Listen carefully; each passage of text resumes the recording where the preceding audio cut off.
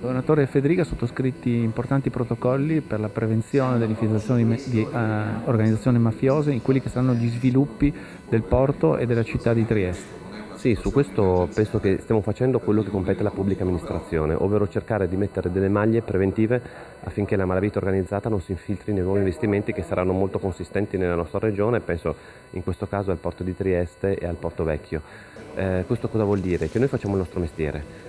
Cerchiamo di far sì con tutti i mezzi possibili, dopo ovviamente certezza al 100% non ce ne sono, ma tutti i mezzi possibili per evitare questi avvenimenti, che vuol dire prima di tutto mettere in difficoltà le imprese oneste che rispettano la legge e le norme, che ovviamente si troverebbero di fronte a aziende che quelle norme non le rispettano e che le leggi non le rispettano ad avere una concorrenza sleale. Quindi vogliamo tutelare le imprese oneste, vogliamo tutelare il territorio. Dopodiché ovviamente per tutto quello invece che avviene concretamente purtroppo di malavitoso spetta alle autorità inquirenti andare a fare le indagini nel caso condannare.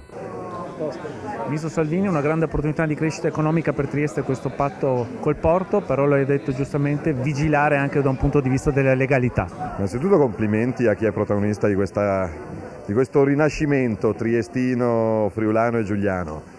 E quindi a Massimiliano Federica, ai sindaci e a tutta la comunità economica e imprenditoriale una bellissima occasione di crescita e di sviluppo. Ovviamente laddove ci sono i soldi rischia di avvicinarsi il malaffare, questo è un territorio fortunatamente immune dalle presenze della malavita organizzata, però prevenire è meglio che curare.